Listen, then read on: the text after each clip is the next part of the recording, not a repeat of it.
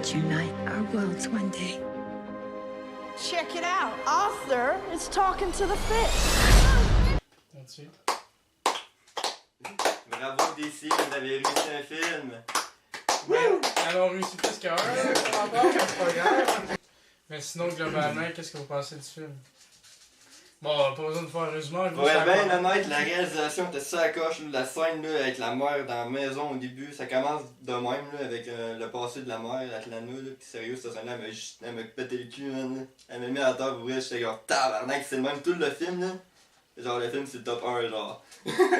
C'est bravo à James Wan par exemple, hein? Ouais, bon réalisateur.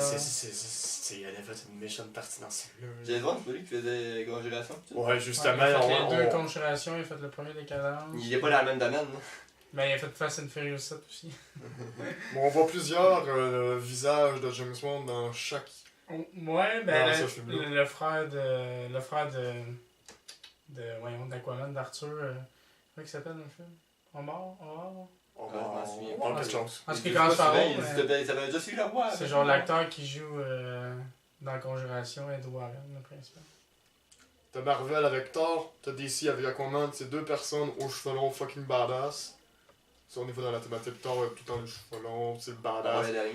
Ah, mais mettons que, tu sais, il s'en scrupule parfois, genre, il est ignorant, il s'en calisse ben raide, il veut même pas du royaume au début. La différence, justement, de Arthur, que lui, finalement, a décidé, vers la fin, d'y aller par les convictions qui étaient plus personnelles. Au début, il s'en calissait ben raide. Puis, qu'est-ce qui est arrivé? Ben, l'aventure du film a fait en sorte qu'il a décidé d'essayer d'entrer là, dans ce royaume-là.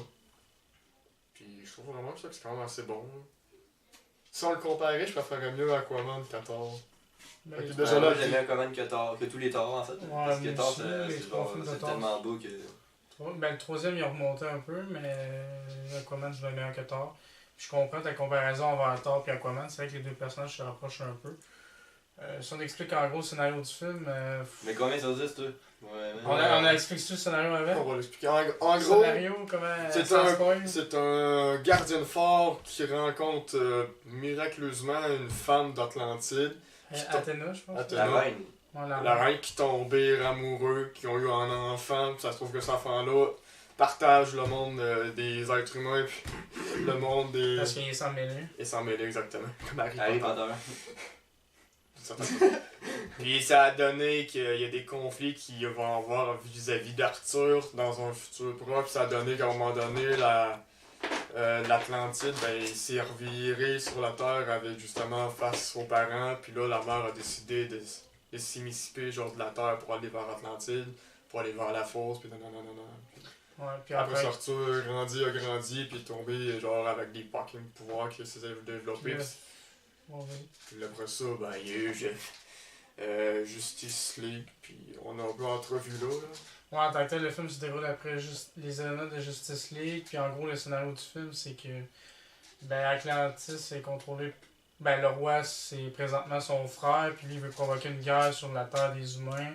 Il s'attaque lui-même avec Mais attends, il y a une raison du pourquoi il veut attaquer la Terre. Ouais, parce qu'il pollue, puis tout, puis tu sais... Pas nécessairement juste que ça, c'est une rancœur contre son frère parce que leur mère... Ouais, aussi, parce que leur mère a comme trahi l'Atlantis en couchant avec un mortel, là. 8.7. T'as une bonne note, Nicky? Tu l'as aimé le film? Ah ouais, c'est Dans- le dans- le c'est divertissement est à côté. Là. C'est quoi les qualités du film? Pourquoi tu lui donnes le point 7?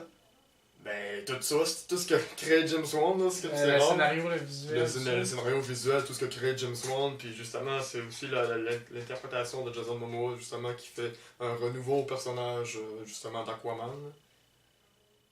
Qui l'ont comme sorti de la zone du confort de l'adaptation des comics. Là. Mm-hmm. Qui en ont créé un tout autre univers en insérant des éléments, justement, du comic. Pas pour que ça soit trop pareil, là. Justement, sinon ça serait ben trop plate. Là. Tu le sais, il a juste changé des petites affaires, mais en y insérant des éléments. Fait que Chris, c'est vraiment Jojo à James Wan, si ça serait pas de lui que. Tabarnak, ça serait quasiment plus mauvais. Ouais, non, c'est ça. La réalisation est vraiment bonne. Dans Justement, il y a le grand univers, tu voyais l'Atlantide, tu voyais Crime, t'as le goût d'en savoir plus. Même le noir, man, Chris, je m'y intéressais à son histoire. La réalisation est vraiment bonne. Les scènes d'action, de combat sont vraiment intenses. Il y a souvent des petits plans séquences en combat, tout, puis les changements d'angle, puis tout, quand ils tournent la caméra de côté, puis tout ça. C'est malade. L'histoire, bon, c'est un peu. Ben, tu sais, c'est super-héros, fait que c'est normal que ce soit un peu prévisible, cliché, mais en même temps, c'est pas.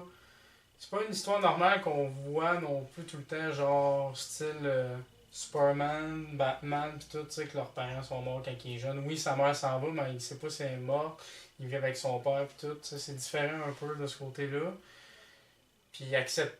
Puis justement, le personnage est intéressant parce qu'il accepte pas d'être roi, pis ni de rien de ça. Fait que, tu sais, c'est.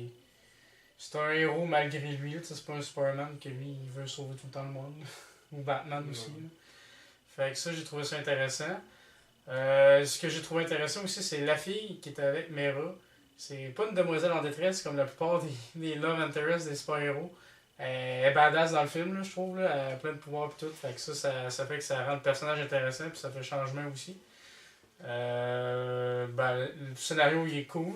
J'ai aimé la partie Black Manta. Tu sais, au début, quand on voit son histoire avec son père et tout, on dirait vraiment l'origin story d'un super-héros, genre. Dans la tête, là, c'était genre crime, on dirait un super-héros, tu sais, son père il meurt pis tout, pis là, à la place d'être un super-héros, c'est un méchant parce que c'est le héros qui est un peu responsable de sa mort, même s'il l'est pas vraiment. Mais ça, c'était cool, tu sais, deux parties, tu sais, il y a la partie Black Manta, pis il y a la partie,